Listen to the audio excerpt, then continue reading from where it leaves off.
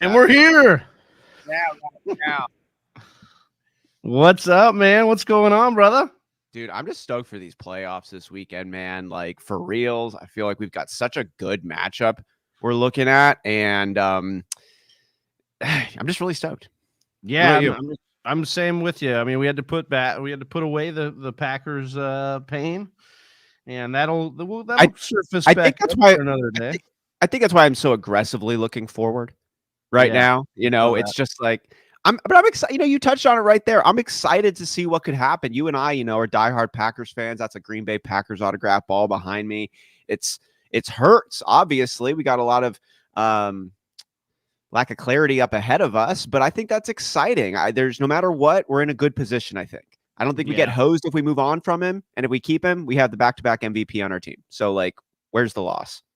Yeah, I'm with you. We'll see what happens there as it develops, but I'm with you on the same side of, look, it's behind us this last week. We'll know more later about what's going to happen, but we get to enjoy this football. And man, despite the heartbreaker from the Packers, last weekend's football games were absolutely epic. We streamed that Rams Buccaneers game, and how fun was that? We'll be streaming the Chiefs Bengals game this Sunday.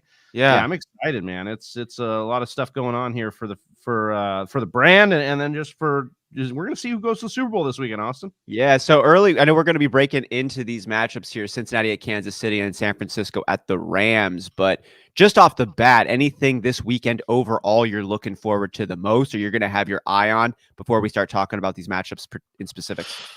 I'm ready to see what we're going to get. Are we going to get a rematch of Kansas City and San Francisco from a couple years ago? Are we going to get a rematch of maybe the greatest regular season game ever between the Rams and the Chiefs?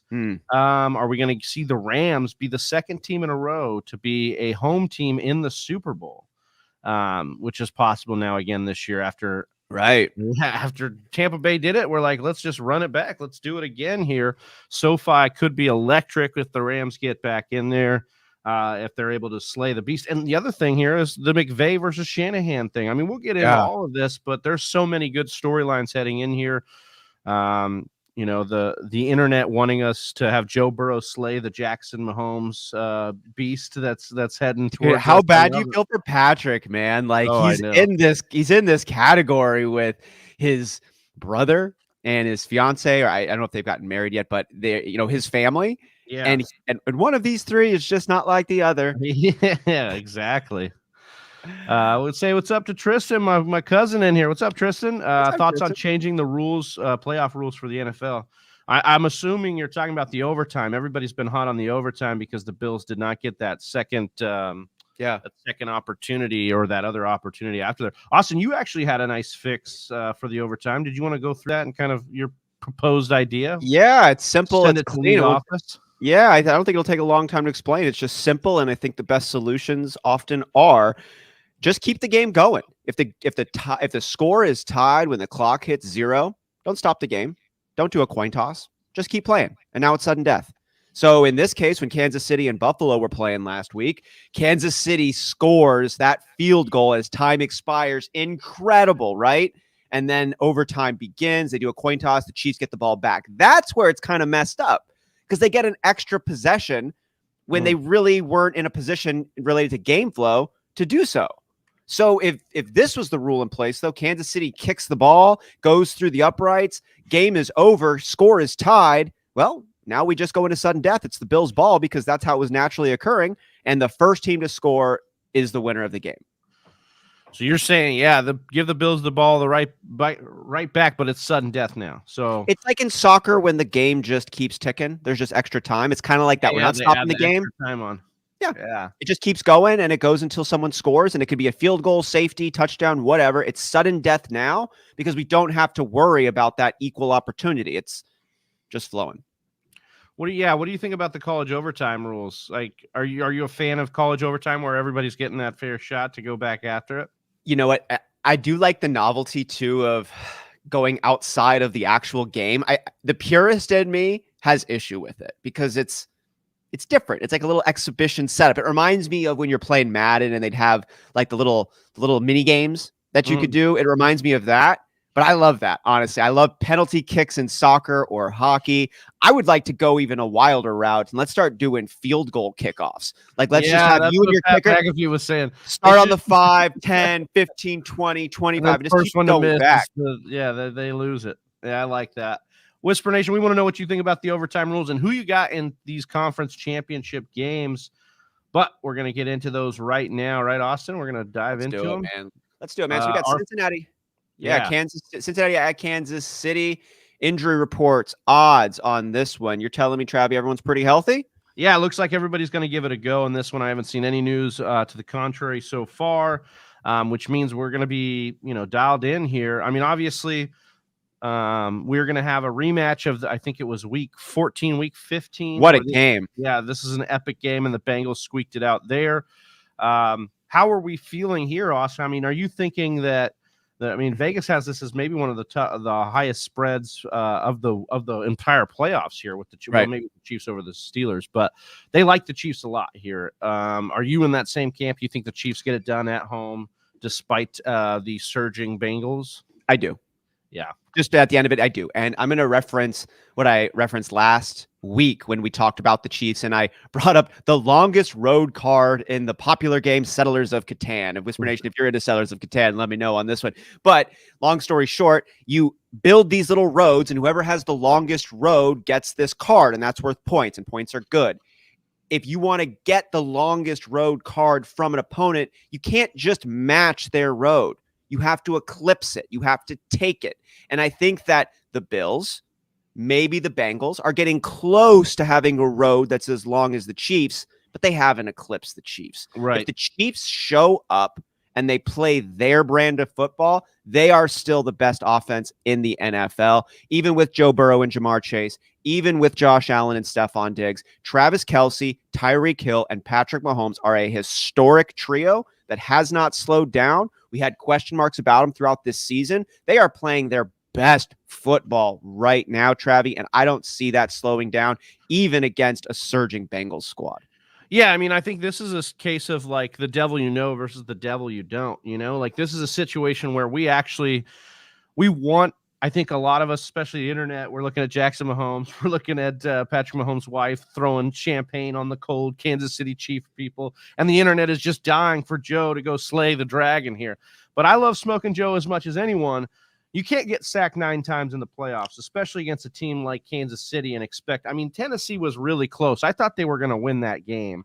Tennessee was real close. The Raiders were real close. Now, that being said, the Bengals won both games, so I can't really come in here and say, that the Bengals deserve to lose those games because they ended up winning. But I will just say this, Kansas City at home with Andy Reid, with Patrick Mahomes. I mean, Austin, we saw it. There were 13 seconds left on the clock. And like butter, they carved through that defense of Buffalo and got down there, kicked a field goal, got the ball, and just silenced everyone.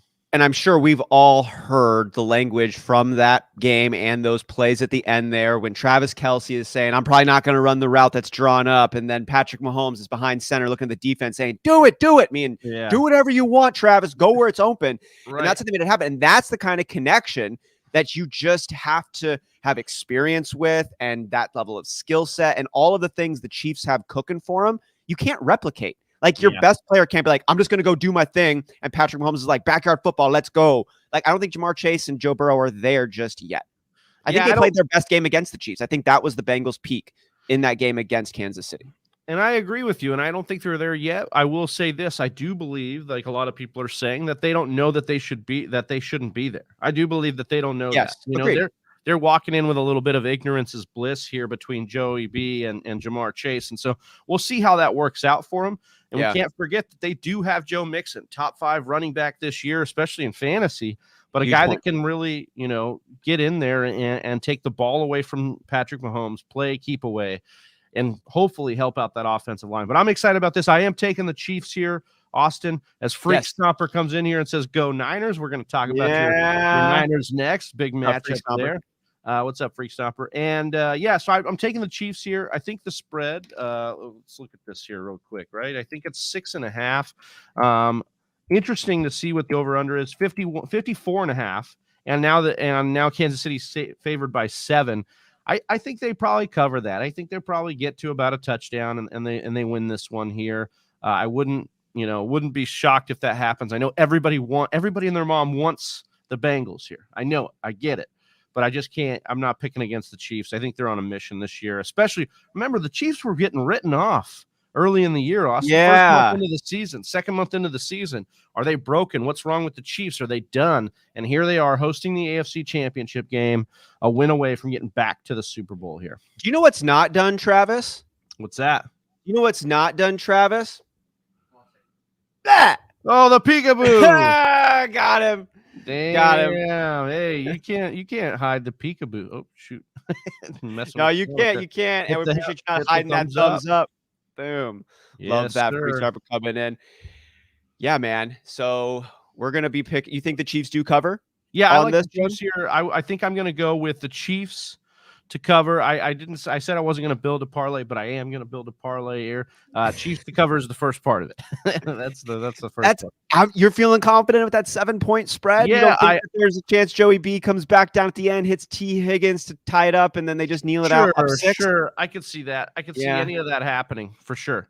My thing is, we have been calling for Cincinnati to be Cincinnati again, basically the old Cincinnati, the Cincinnati that's going to get into the playoffs, and they're just not quite there yet. They're too young still. And I think this is the game when they're up against the cream of the crop of the AFC and they get shown a little bit up here. I think you're right. Let's see. Tristan saying, I can't take another day of Jackson Mahomes, but Big Bro is an alien. Yeah, it's true, man. Yeah, he's carrying a lot. Dude, I don't know how he does. I mean, I guess when you have Travis Kelce, when you can hang with Travis Kelce, you're like surrogate brother. I think that makes you feel a little bit better, right? You're like, dude, I don't know, man. I would like to spend like 5 days with Patrick Mahomes. I feel like he's got inner turmoil. I feel like there's no way he can't. Sure. You know what I mean? Yeah, I'm with you on that one. So you agree with me on the Chiefs here? You think they maybe not the cover, but you do like them? I like the Chiefs. I don't think I would bet the money line. I don't think I would bet to cover them the spread. All right. We'll take a look at that. Our next game, Austin, we've got the young Sean McVays here going up against Jimmy Garoppolo, Jimmy GQ, as they like to call him here. This is a game in which the Niners now, I believe it's 6 or 7 times in a row, have destroyed the Rams. They have beaten them 6 times in a row that I know of. But we do have that stat now. They've beat them twice this year. They're playing in the playoffs now. It's really hard to beat a team 3 times in a row, Austin. What are you thinking out of this game? Who's your initial take here? First reaction in this matchup here? My first reaction is Sean McVay is a legitimately good coach.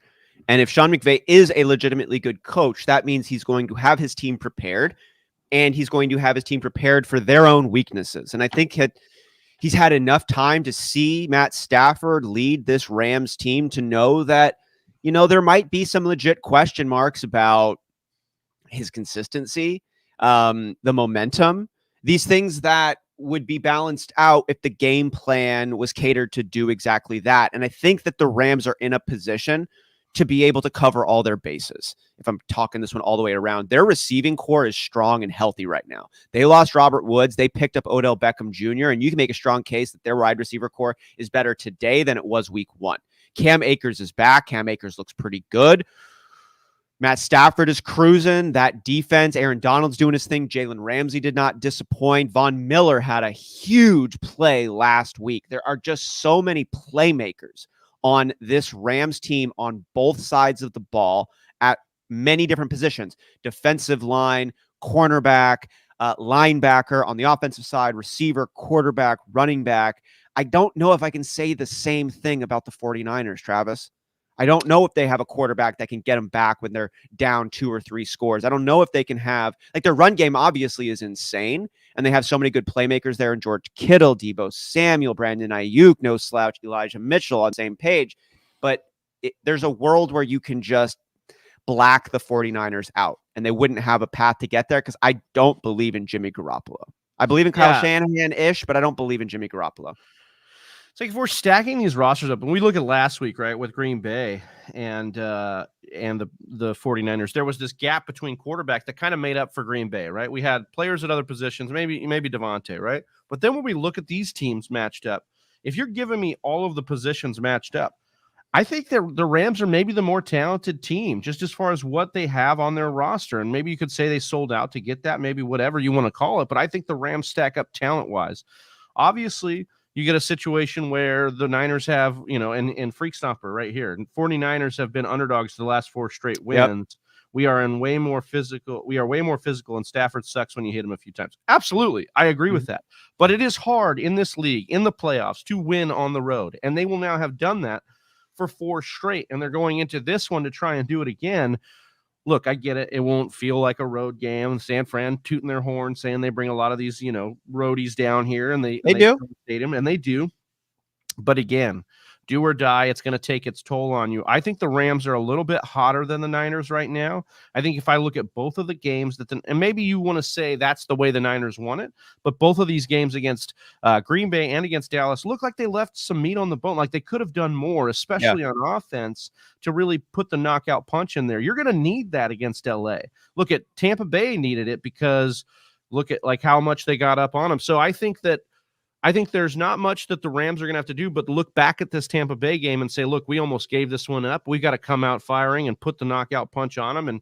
And as, Cuzzo Tristan says here, who's stopping Kupp? Clutch Master Kupp. He is that. He is that dude. We want to talk about Deebo Samuel. He's the cover boy for the thumbnail today, but I think Cooper Kupp has a case for, MVP votes as well. As far as what's going on. Legitimately. Yeah. So, and we've seen in these playoffs, studs have shown out.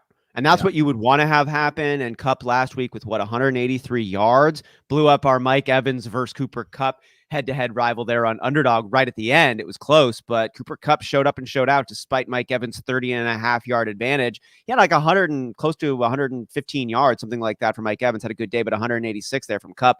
I don't know who's going to stop him. That's a great question right there.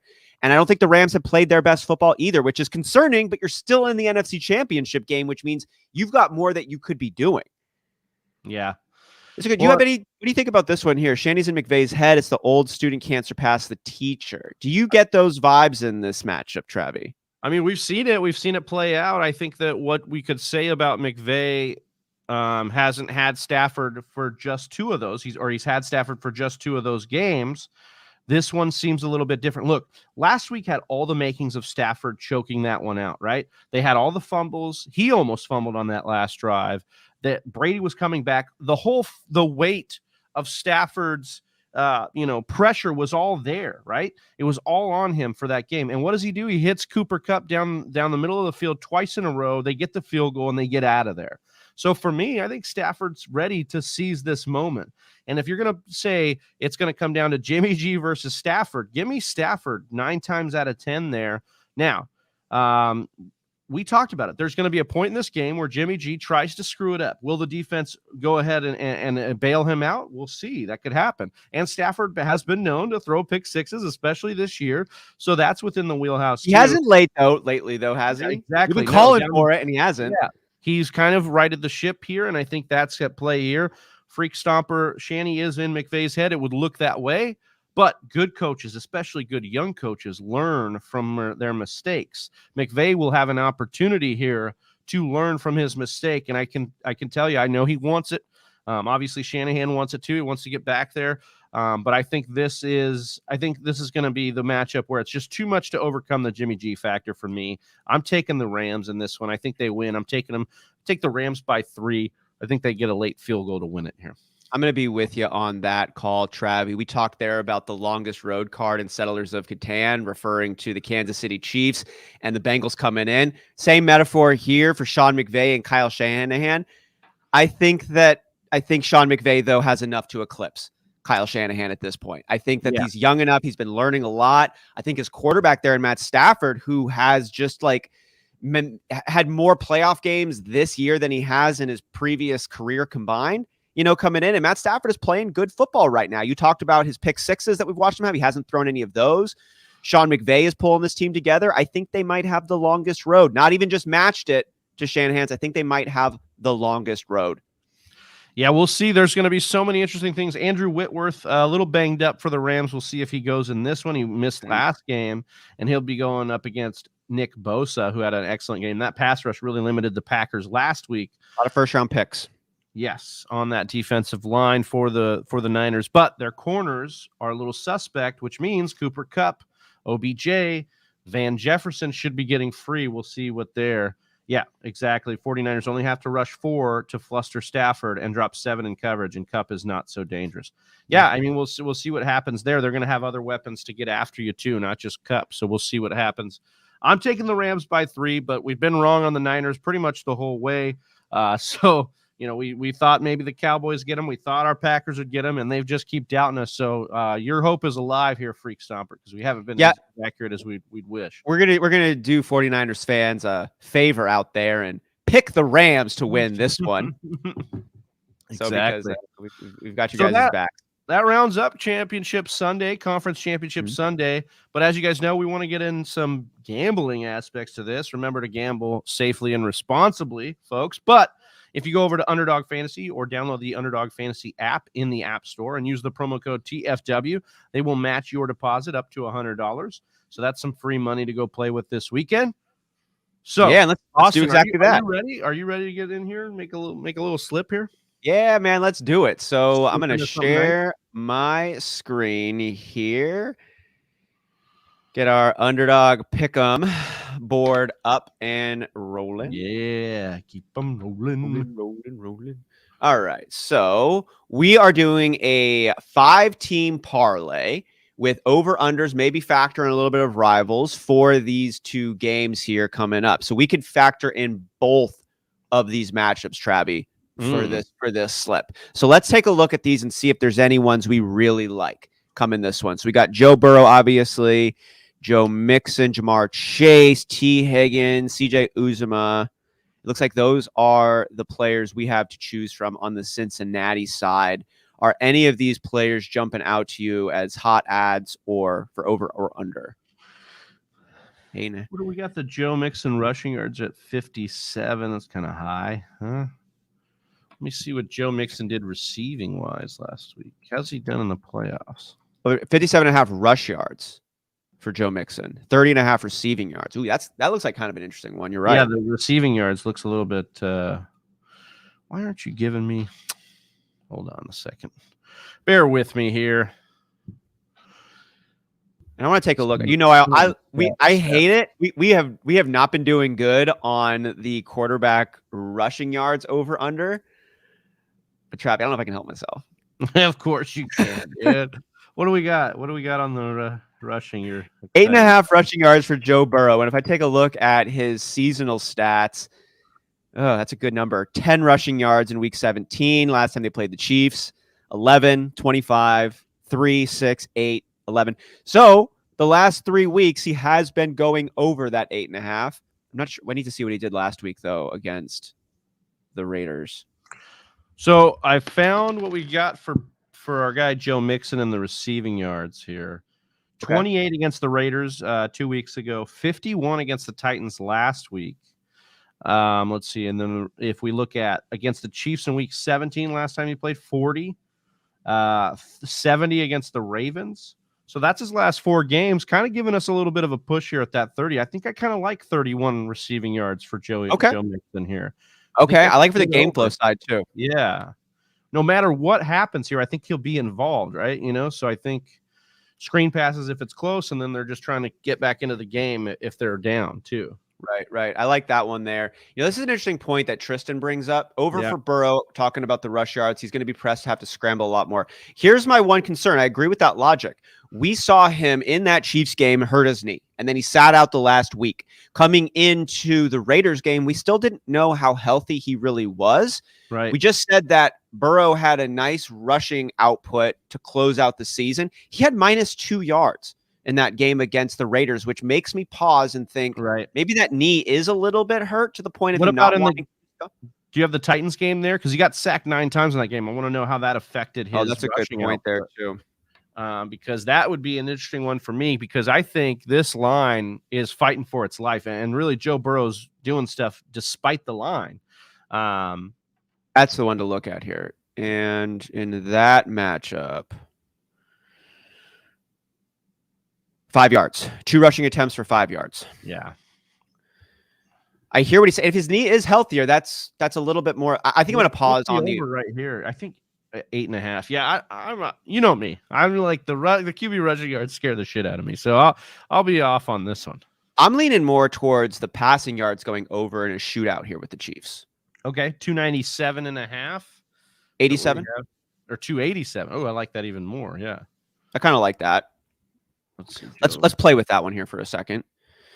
We talked about the studs having studly days. So that would lean in. Yeah. Jamar Chase, 89.5 rushing and receiving yards. Half a touchdown for Jamar Chase is interesting. Tyler Boyd, 39.5. CJ Uzomah, 39.5 receiving yards. I kind of want to hit the under on that one. I know he's been hot as of late, but that's a good amount of yards for a guy who could be just taken out of this game. Well, remember, the Chiefs spent a lot of the year bad against the tight end, giving up a lot of catches and yardage to the tight end. The tight ends kind of scare me because I feel like in a couple plays they get it from you, and then you're pissed, even though it is a low amount of catches. They end up doing it. Let's move on then from the Bengals. I think we looked at the ones we liked. Block this Russian bot. Didn't time it. Put your ass in timeout. Okay, so the Chiefs here then. I like, first off, the over-under for the yards. I like Patrick Mahomes going over 2. He was having fun running. 29.5 is obviously a little bit more. Yeah, that's a good amount there. What do you think about the running game in Kansas City this week, Travi? Let me take a look at what CEH was able to do last week, because I did see them get, even with CEH back, it seemed like they got McKinnon involved in some of the receiving work, right? Right. Against Buffalo, 7 attempts, 60 yards. I mean, this game turned into a crazy shootout at the end. Was he able to get any receiving here? Can't see. Man, I hate how they I kind of like the over here. If Clyde Edwards-Helaire is healthy, and he got what you said, 60 yards last week. Yeah. How many attempts do they have him at right now? So he got 7 attempts, so it wasn't crazy, but he could be. They could have been just working him back a bit too. He was out the previous game. I mean, 7 times 4 is 28. 4 yards a carry for CEH in this matchup, I don't think is unfounded. What's his rushing yard at right now? I'm not. What his yards per carry? No, his it's 35. Yeah, I like this. I like the over. Let's smash the over on this one. All right. It's low. You know what I mean? Like he could get 90 yards. They're 7-point favorites, Austin. That means Vegas thinks they're going to handle the game. Right. He could be in definitely late. I mean, you might be waiting a while to get it, but he could be in late to close it out. Right? Yeah. Clyde, I mean, there's a world where Clyde has a 120-yard game. Like if he comes back and he's healthy, and you're like Darrell Williams is old news, and Jerick McKinnon was like a nice holder. Yeah, I like Clyde. I like them in that spot. Okay. I'm not feeling super confident on the Travis Kelce side. What about you? What are our let's see here. 76.5 receiving yards, 6.5 receptions. I'd like to see where he's at as far as Travis Kelce. I mean, has he gotten anywhere less than so 8 receptions, 5 receptions, 4 receptions, 5 receptions, 10 receptions. Yeah, so you kind of get bet on a big game, and I don't know if we can do that here. You just don't know. It could be him or Tyreek. It could be.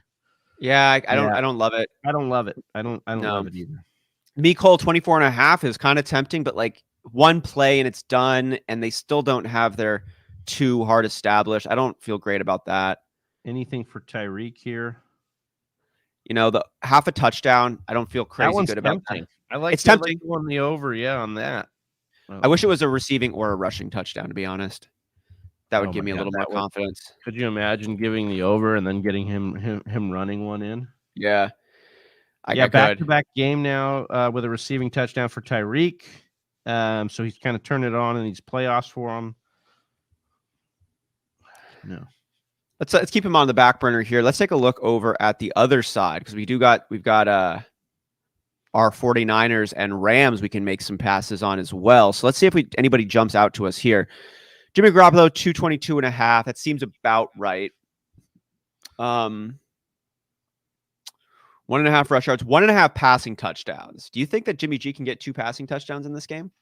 I think he can. I don't know if I really want to rely on Jimmy G to get there. Um, What about 72.5 rush yards out of Elijah Mitchell? I feel like that's low for him. Well, they've been using Debo more, right, in the running game. Let's see here. Let's see.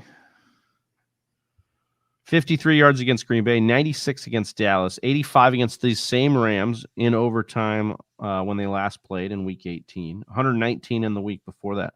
Yeah, I'm okay with this over. I think this is good. I think if the Niners want to win, it's on turf. It's not outdoors. I think this is something where Mitchell could get going here. Okay, let's just keep that one as a placeholder there, and take a look over now at the Rams side. I'm interested in the Matt Stafford over passing yards, 278.5. I'm going to fade on the interception one for now. Cam Akers, 59.5 rush yards is a little bit interesting. That feels low. I feel like if we like Mitchell, we should like Cam Akers as well. I think so too. Yeah. I'm with the Cam Akers over on that one. I think that's where I like. Yeah. I think he's probably going to be the bell cow in this game. What do you think? For OBJ? They took OBJ off of here. We hit on that one last week. That was nice. Causing them too much loss or something here. Okay. So we've got ourselves a little bet slip here, Travis. I like it. Yeah. What do we got here? So we have the over on Joe Mixon receiving yards. Yeah, 30.5. I love that. I love it a little bit. 31 yards. That's it. That's all he's got to get. A couple screens. Joey B here, 287.5 passing yards. I think other than that Raiders game, the last 4 games, he's cleared 300 easy. So I like that for Joey B here. Clyde Edwards-Helaire on the rushing yards, 39.5 rushing yards. We like that. He should be all the way back here and healthy and ready to go. Put this Russian bot in timeout here. And Elijah Mitchell, 72.5 rushing yards. Austin, we like this to be over here. This could be a game where we think it's going to be a shootout, but both these running backs are going to be involved. They're focal points of their offense, which is why we like Cam Akers here at 59.5 rushing yards. Mm-hmm. Well. Yeah. Fumbles be damned. We're still taking Cam Akers here with the rush. Dude, let's lock it in, man. Let's do it. I'm going to lock in this $10 bet for $200. Let's go. And you guys can join us. Tail us here. If you go to underdogfantasy.com or download the Underdog Fantasy app, use the promo code TFW, and they will match your deposit up to $100. So you can be out here slanging some money, making some cash money with us. Yeah. No, real talk though. Underdog Fantasy is fun as hell. We've been having a great time in all of our group chats, our TFW group chat, but then our League of Record group chat, and in our gambling group chat, we have been having so much fun. You obviously don't hit on all of them, but you always have a great time, and we have been hitting. We are all in the green, and we would love to be doing that along with you, Whisper Nation. So as Big Travis said, get Underdog on your phone or computer. Use the promo code TFW. They match up to $100 and get in on some of these games, man. Get in on some of these over-unders or rival parlays. They are fun as hell. Yeah, I love it. I love it. I love it. Austin, any final words here for Whisper Nation as we head into the conference championship weekend? Man, I just love you all, and there's not a damn thing you can do about it. That's right, baby. Much love for you, Whisper Nation. Much love for everybody that was in the chat. Tristan, Freak Stomper, our guys. Whisper Nation, appreciate you. Good luck this weekend. Peace. Peace.